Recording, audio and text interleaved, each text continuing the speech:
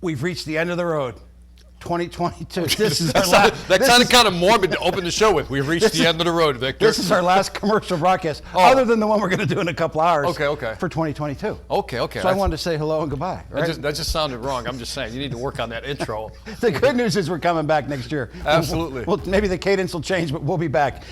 So check out. They finally figured out after like 7 broadcasts how to hit the chat. How to hit the chat. I'm right? actually excited about the chat. So favorite Christmas movies, right? If you haven't put yours in there, get it in there. What are you seeing out there? Santa Claus is coming to town. I think that's a good one. There's a classic. Mark hit the classic, White Christmas.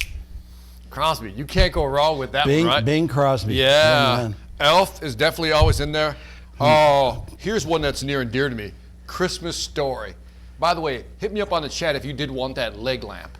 Come on, who wanted that leg lamp? I wanted that leg lamp.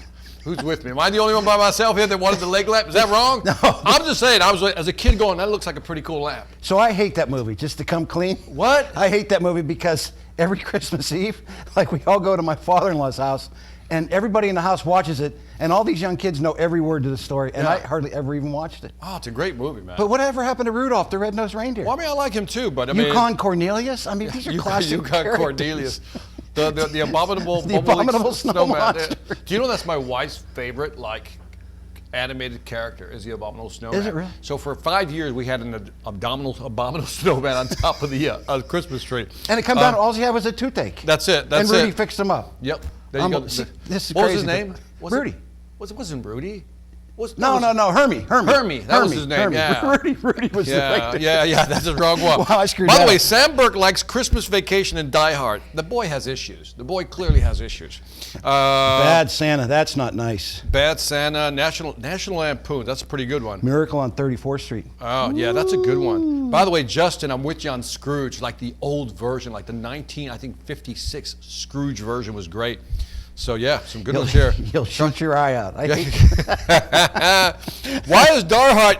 Jesse Parker also says Die Hard. Adam says Die Hard. What is it with this violent tendency to have? I mean, Grinch. Yeah, cool. All right, that's cool, man. That's cool. Bad Santa. And then the Grinch. So I've got these 2 little granddaughters up in Pittsburgh. Mm-hmm. And they know like every word to the Grinch. I mean, it's like creepy that, like one's 5 and one's 2, and they've been watching the Grinch for like 2 months. Really? Like every night. I don't get it. They got little Grinch dolls and Grinch pajamas. Cute. That's cute. I don't know. I didn't think it was appropriate for 2 and 5-year-olds. I love it. By the way, Jesse Parker has the leg lamp in his basement. My man.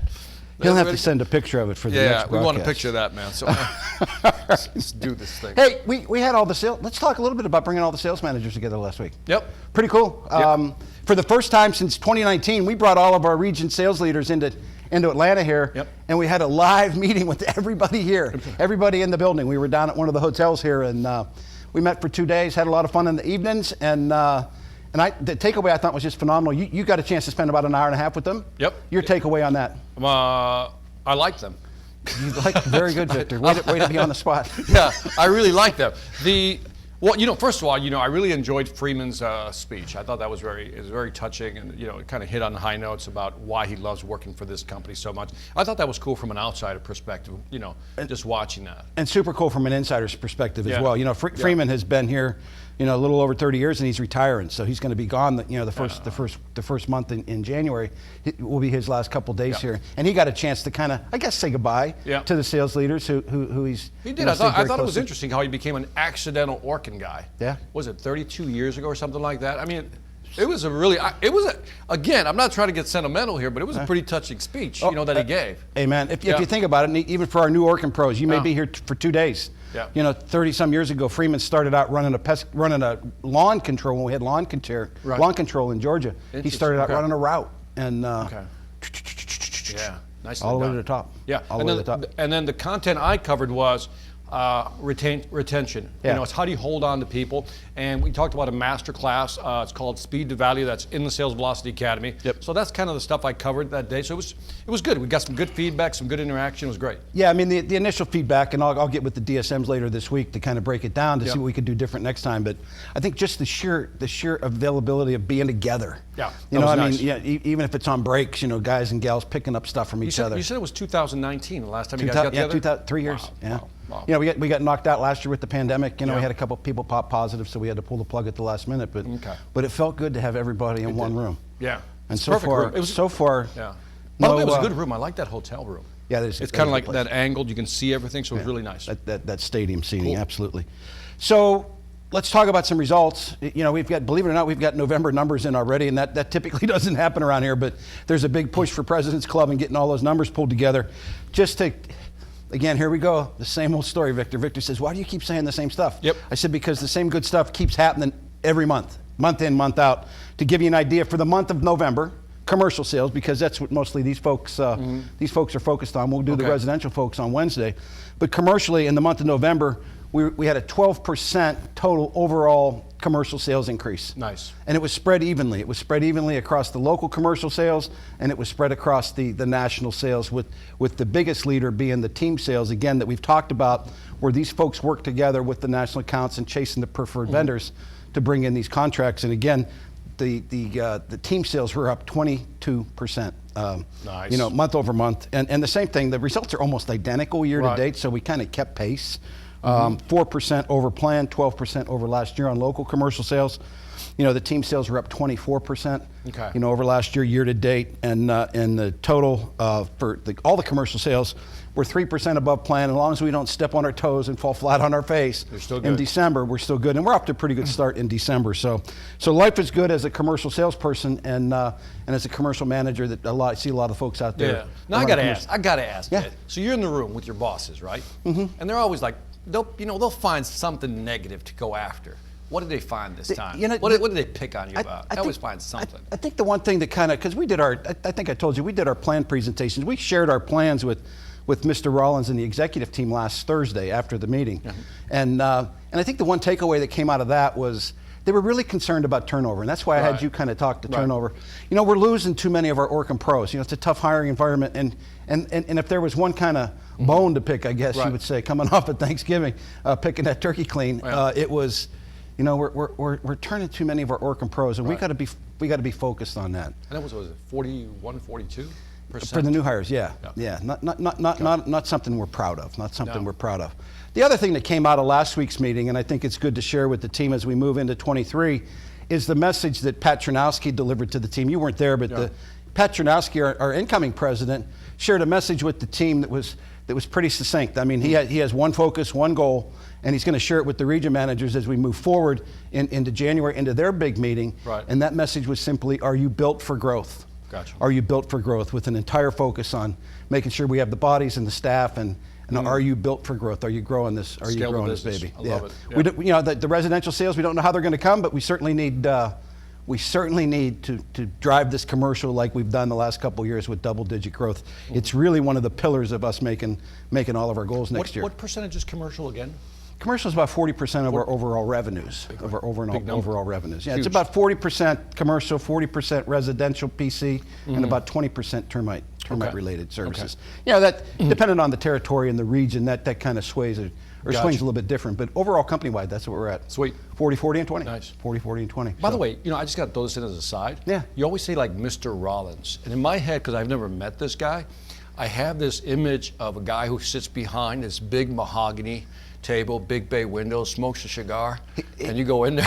I'm not going to say he smokes cigars, but he does have a big mahogany desk. Not that I just have this mysterious, like, Mr. Rollins, you're going to, it's like you go to the floor that has no elevator button. Only certain people know the code to get there. There is a red carpet that walks down to his room, I promise you that. But the cool thing about him, though, even though he's one of the top 400 on the Forbes 400 that comes out every year. Really? Oh, the guy's crazy wealthy. Okay. But a lot of the folks out here have seen him and met him at President's Club. Right. He's the most personable dude you'd ever want to walk into. Have I ever met him? I don't think I've ever met him, right? No, I'm not putting you in front of him. You think I'm crazy? Smart man. I wouldn't put me in. Mr. Rollins, are you Mr. Rollins? I just have this image of a guy, Mr. Rollins. This is being recorded. Oh, sorry. And I want to work a few more years. All right. Let's get on. So we shared some company numbers. Yep. Stormy, take us to our favorite Christmas movies and share our top 15 sellers, paid on sellers for November.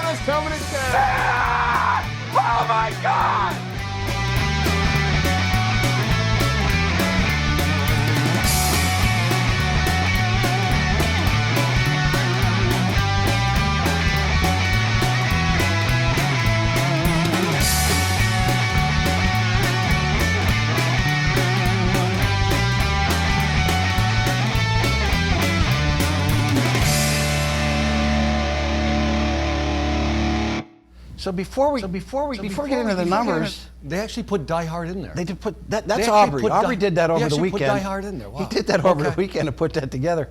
Nobody mentioned the Muppet Christmas movie I saw in there. They didn't. They did. And they missed the classic Charlie Brown Charlie Brown was in there. with Linus's. Is it Charlie's Bad Tree or was it? I have no idea. I just wasn't really focused on that so much. Amen. Amen. For some reason. How about that guy at the top, Mr. Jordan, throwing up $288,000 in paid on business? Bosmany killed it. Almost 300,000. Coming out of DC. I mean, that's like a year for some folks. Yeah, 288. He should have hit 3. Definitely should have hit 3. A little short there, Jordan. He's a little short. He's on this chat. Be nice. All right, so let me see. We got Gulf States. Yeah, again, got a few folks out here. Roy Cordero, Billy Belmonte. He's there all the time. Oh, nice. He's there all the time. Anybody that surprises you on this list? Anybody come out of nowhere? I don't think anybody ever surprises me, but we got Aaron Aaron Harris down there in Gulf States just knocking it out with 116. Nice. We got Amy in the Midwest commercial with 84,000. So I mean, nice. Just some really strong performances. Again, 15 winners. Right. A whole bunch of different regions. We had the Midwest commercial region driving home with four of the top 15, I guess you'd say, in there, and Southern commercial not far behind with 3. Yep. So our list was dominated this past month by mostly the commercial dedicated regions, but again, just crazy performances. Yeah. I mean, who is the #1 region in commercial?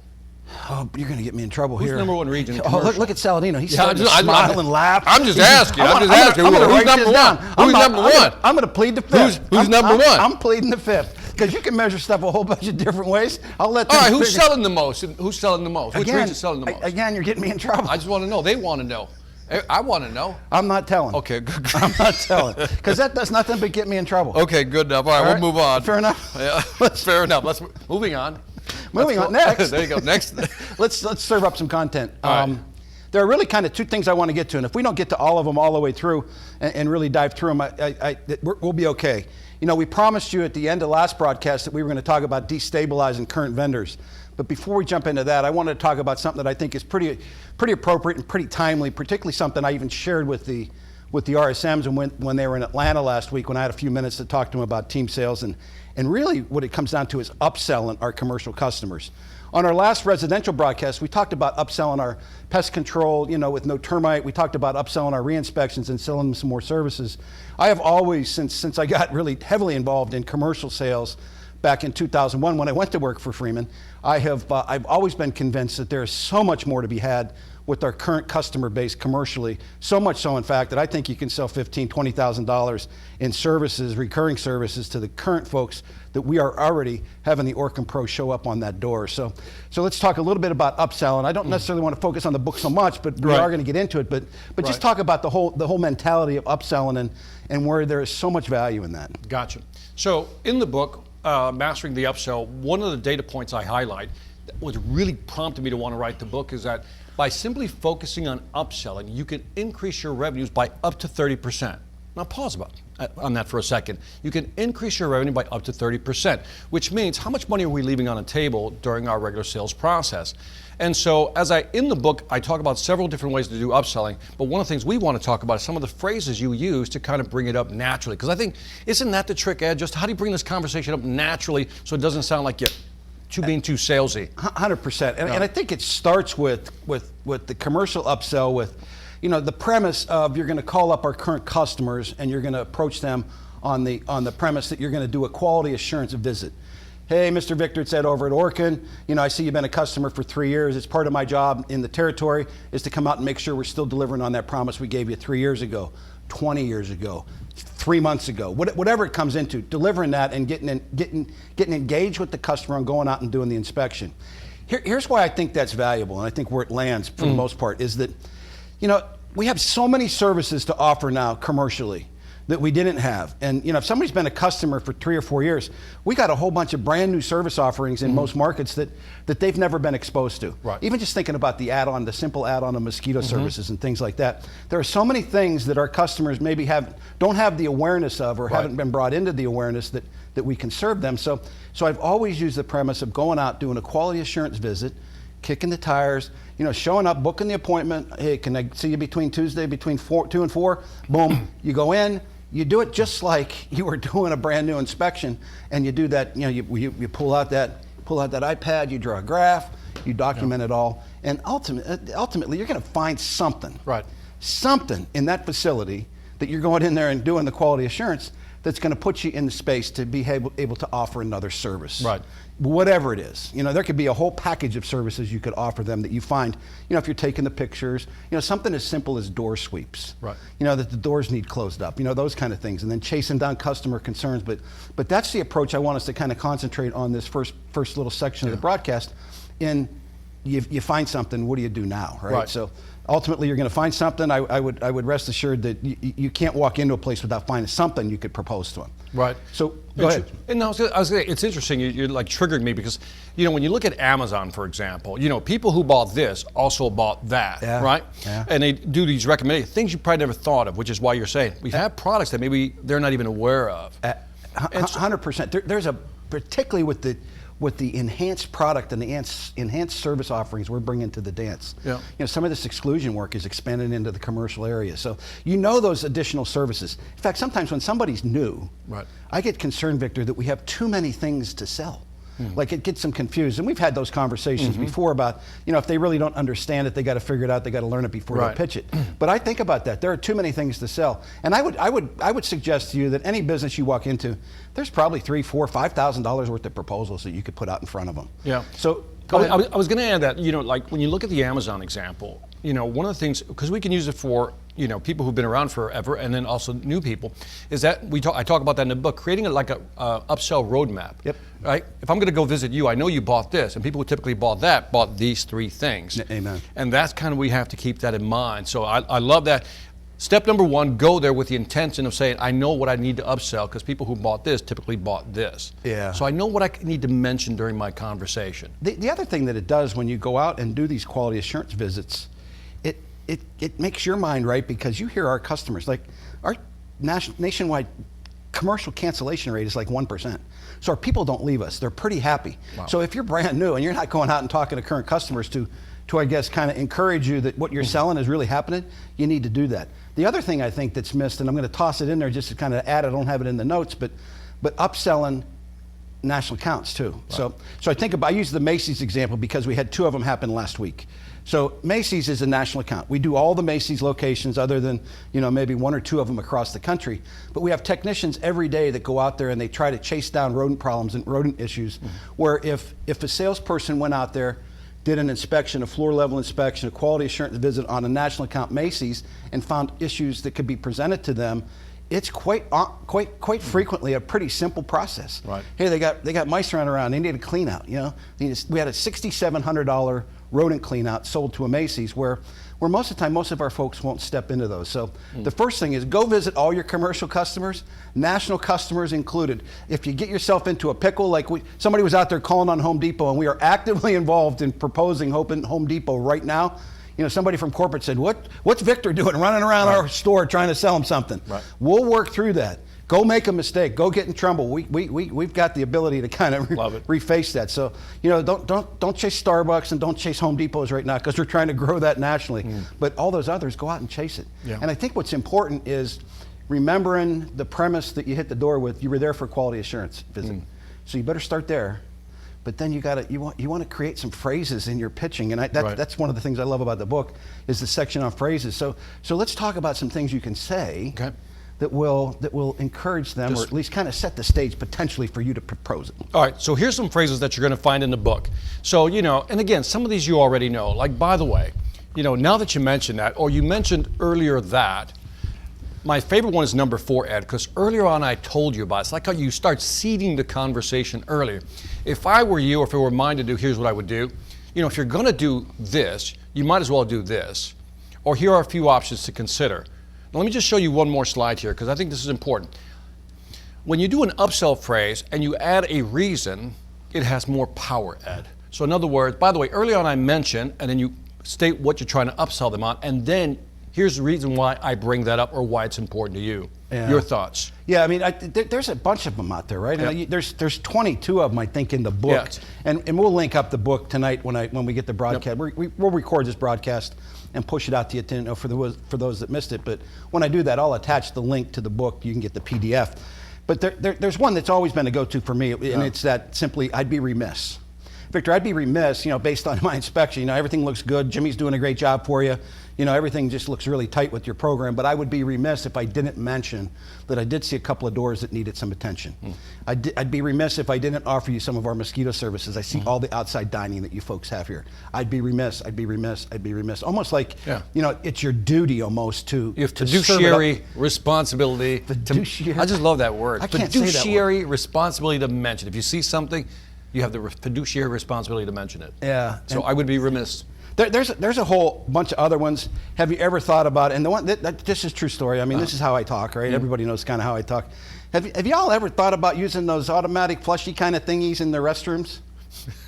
I mean, exact words. I've said that probably 100 plus times. Have y'all ever thought about using those little automatic flushy kind of thingies in the restroom? Flushy kind of thingies. But they know what you're saying. Okay. Right? So that tees you up. That's funny. To put the automatic flush in, right? It's but again, just think about how you tee it up. It's what impresses me about you is your verbal acuity. That's what really. I think he just insulted the guy from the south side of Youngstown. Yeah, pleasure thing. That thing that goes. That. But that's intentional. I got you. That's absolutely intentional. Another one that we shared on the residential broadcast. I've got a couple things you should seriously consider, Greg. And that adds some good weight. That adds weight to that. I love that statement. I love that statement. Yeah. Let me show you something that's really cool. Yep. Have you seen these new door sweeps? Have you seen these excluder door sweeps? Let me show you this. Let me show you that. A few options for you to consider. I think that was one on your list. I want to go back. I like the way you hit the serious one, though. I think when you say that, it's like a pattern interrupt. The brain just go, what? What is so serious that I need to pay attention? Yeah. So I think that's a trigger word right there. I love that. And another one, I think the trigger word that we shared on the residence. I got something really cool I want to share with you. I want to show you. Immediately people lean in. What is it? What? Yeah. Everybody wants to see something cool. So I think it's that transition from, you're out there, remember, you're there to do the quality assurance visit. That's what you promised them when you were showing up. Right.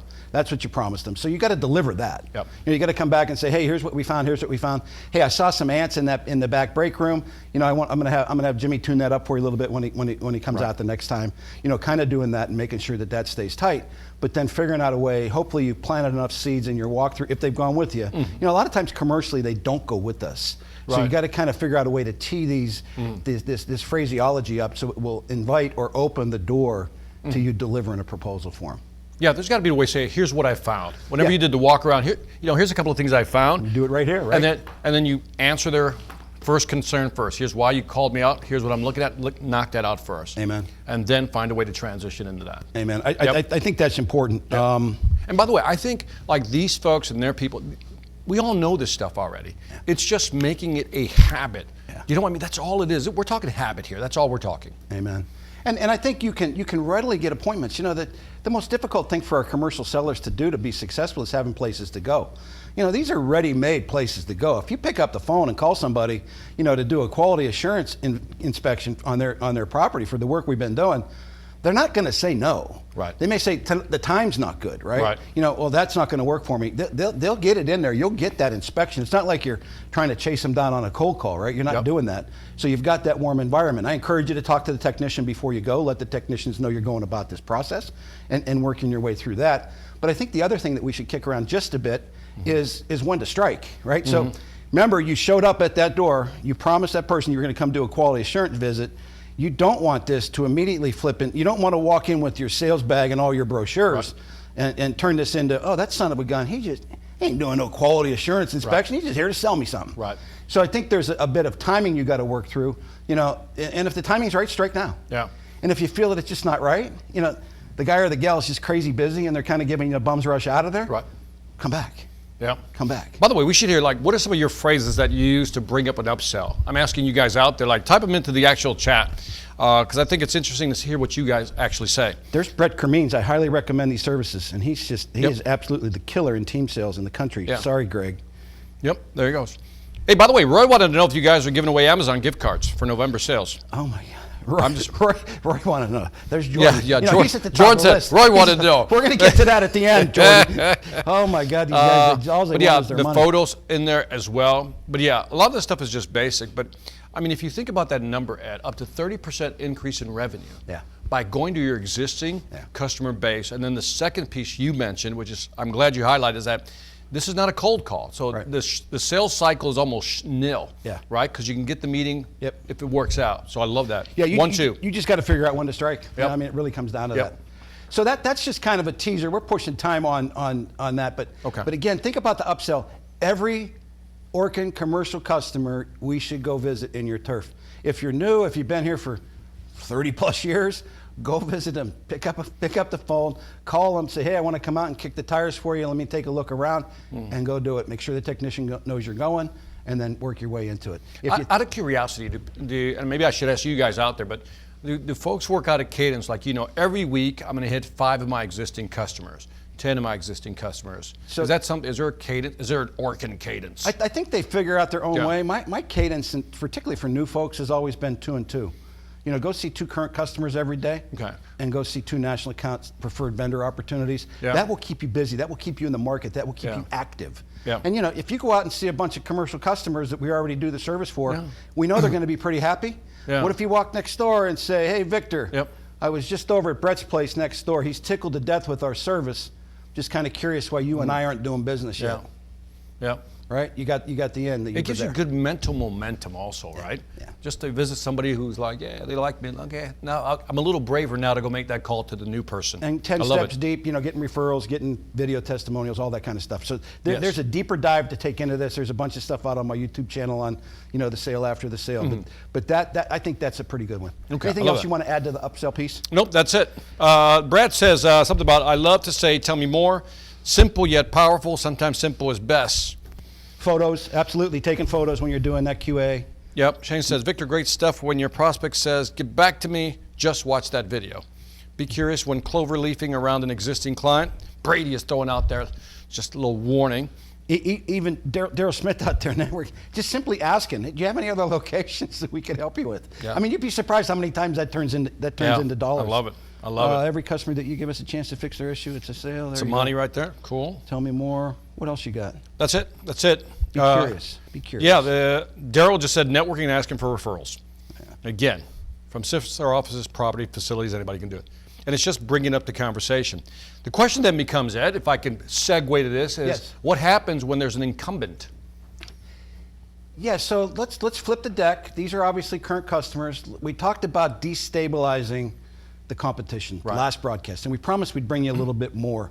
And I think I don't know if you created that term when we were standing here together, but when you think about your creative prospect that you've worked your tail off, maybe you get a referral from one of these, Right. and they say, okay, yeah, come on in. You go next door and you knock on the door. They already have a pest control company. Right. What we want to try to do is kind of take the shine off of them, right? Right. Remember, these folks haven't called us, right? You've somehow creatively gotten yourself in front of them. How do you destabilize their current vendor? Yeah, I like to tell you that I came up with the phrase. I was the genius that came up with the phrase, but I'm not.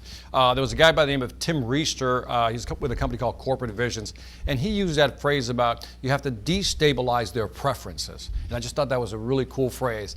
Destabilizing their preferences simply means this. If you think about it, it's kind of ironic, right? Because we're kind of schizophrenic when we sell. Is that when we want to sell to somebody so they can buy from us, we have to increase their certainty and reduce their anxiety, right? Increase their certainty, reduce their anxiety. But now, when we want to displace the incumbent, we have to decrease their certainty and increase their anxiety. In other words, we almost have to do the exact opposite, almost put some doubts in our customer's head that maybe they're not getting everything from their current vendor or buyer. Yeah, and I think that's a huge piece in chasing this business down when we're trying to knock out the incumbent. Yeah. Is how do you strategically, without attacking them, No. without saying, oh, Victor's company stinks, right? Without doing that, how do you set the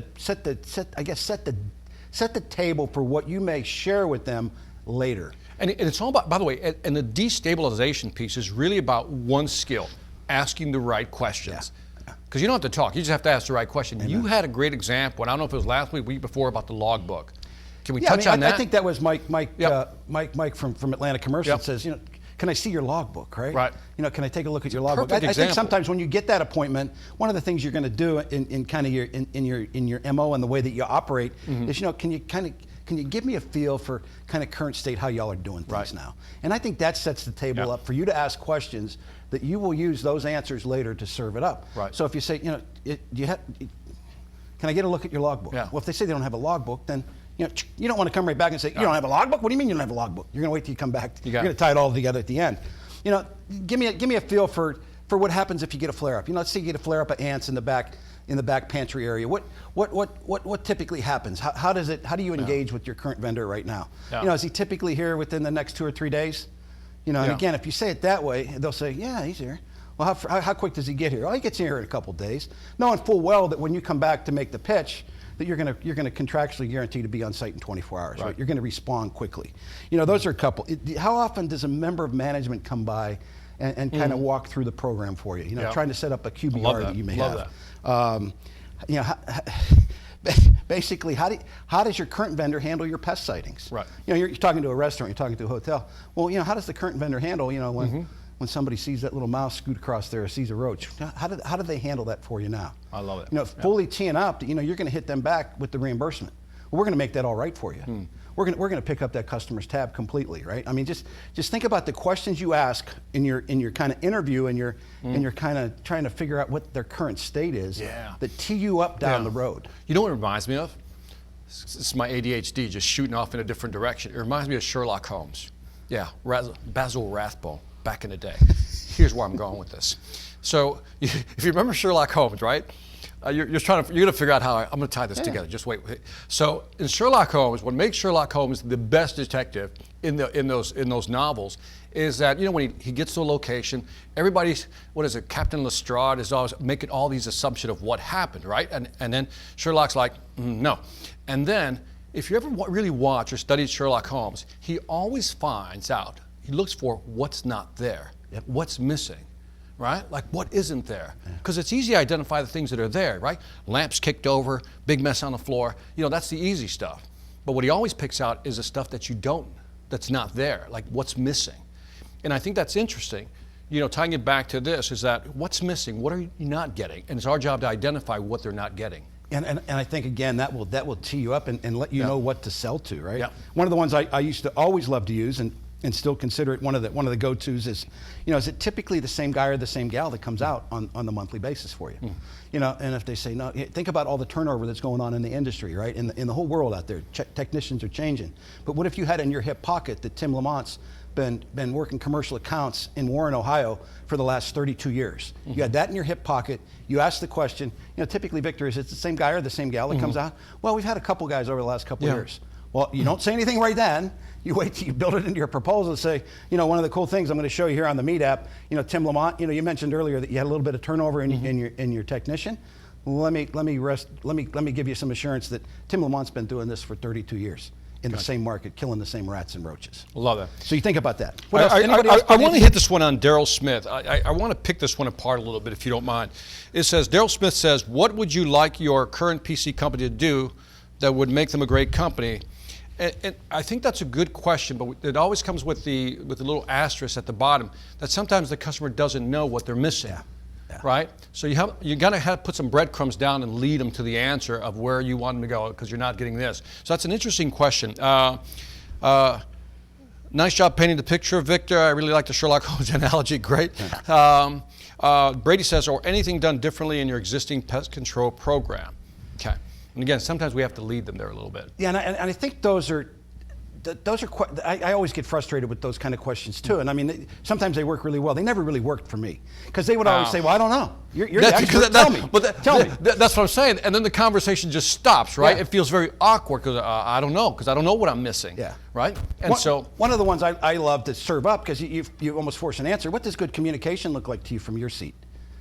You know, how frequently do you want to see our guys? How frequently do you want to see my boss? You know, that kind of stuff. So you force an answer rather than, if you could change one thing. I hate the question, and maybe I'm going to offend, maybe I'm going to offend. Go ahead, do it. Jeb Blunt in the whole world. Yeah. If there was one thing you could change about your program, what would it be? I don't like that question. I've had the same vendor for the last 10 years. I don't think I need to change anything. You're supposed to tell me why I should change. That's right. But again, I don't want to offend. I don't want to offend.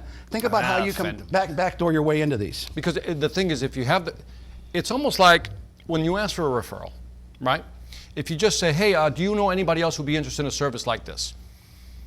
But as soon as I start qualifying that, Ed, do you know anybody who has this type of business, has an office building, da-da-da. And what I'm doing is I'm narrowing in your brain the ideal referral. Amen. As opposed to just saying, can you think of anybody? No, I can't. Yeah. But then I start qualifying it. Like if I say, what's your favorite movie? You're like, I don't know. Okay, when it comes to the holiday, comes to Christmas, a movie that involves an animal, what's your favorite movie? Amen. Or whatever it is. You just funnel it down. And I think that's the answer to these kind of, because we do need to ask future state questions. If we just get hung up in all current state stuff, we're going to get in trouble because we're not going to paint a picture of what it could be like in the future. Correct. But I think some of that stuff that we just talked about, the same technician, all those kind of things, the frequency of our QBRs, those kind of things are our future state things that they may need or want. Correct. Does that make sense? I got it. Yep, makes sense. We probably butchered that up. But again, I think the mindset is the one you got to deliver. I too love the Sherlock Holmes analogy, right? Ask for what isn't obvious, right? I mean, you've done the inspection. They got some ratty base stations. They got some messy stuff, right? But what isn't obvious? Because they haven't called you. Yeah. You chased them. You found an appointment with them. And remember, the destabilization, again, you got to decrease their certainty, increase their anxiety. Amen. And that's how you get it. And position yourself, and man, get your ears on and listen for those little itty bitty things that can help you when you sit down and propose them. Anything else? Nope. We're long on time, so I know we are. I thought I beat you to that line. He's always saying that first. We're long on time, so we are long on time. Just a couple housekeeping things as we wrap up December. I sent an email out last night with all the commercial sellers year-to-date sales numbers. There are breaks and commission bumps that happen at 320, 360. They're all on there. I made one error, thanks to Steve Gecky. He pointed it out to me last night. To top out your commissions, you got to be at 465 net paid on for the year, not 460. So I'll make a correction on that tonight when we send the broadcast out. But that's big dollars. That's 1% on your recurring sales every bump you make. And that's so sweet. Make your way to the $20,000 mark. And again, just the last push on President's Club. $570,000 of net paid on started sales punches your ticket. $770,000 puts you an extra day at President's Club and punches your ticket to Chairman's Club. Nice. Those numbers, as I mentioned in the thing last night, and I sent a follow-up to the sales managers last night, Victor, we have people every year that miss it by $600, $700. And for our commercial sellers, the one that catches you sometimes, that's caught folks in the past, is not being aware of your chargeback. So if you needed to sell $42,000 to make President's Club, don't let a chargeback that comes in at the end of the month put you back and make your net sales $41,500. Yep. That'll kill you. So stay focused on it. I recommend you put a countdown list and you put that number you need to get up and you take that thing off every day. You put that in your workspace, hang it on your shaving mirror, hang it on, I don't know what ladies will hang it on, but put it somewhere where you see it every day. Hang it on your rear view mirror so that you see it and you can start counting that thing down, because any one of these trips and these commission bumps are really, really big. Yeah. Anything you have to say wrapping up 22? No, just congratulations on these numbers. Great numbers, man. Yeah, outstanding. Outstanding. Well done. Well done. How it works. By the way, not one of them guys have ever sent me a gift card. Not one of those guys. They've never sent you a gift card. Never sent one. I fight for them. They don't fight for me. That's all I'm saying. And to help Jordan out, just so he wants his gift cards. The top winner gets 500. Everybody over 100 gets 200, and everybody over 85 gets $100 Amazon gift card that I'll probably get out tonight. Okay. Probably get out to you. There you go. There you go. So Jordan's happy now. All right. Christmas Ed has shown up. Ho, ho, ho. We're going to cancel that program for next year. No, again, just from my heart of hearts, what y'all have done this year has been incredible. Yeah. We're going to be asked to do it again next year. It's just kind of how things go here. But what you've done commercially and what we've been able to do on the termite side of the business has just absolutely slayed the shortfall we've had in residential pest control leads and demand, and you've carried the bacon. We didn't mention the profit, but the profit's off the charts.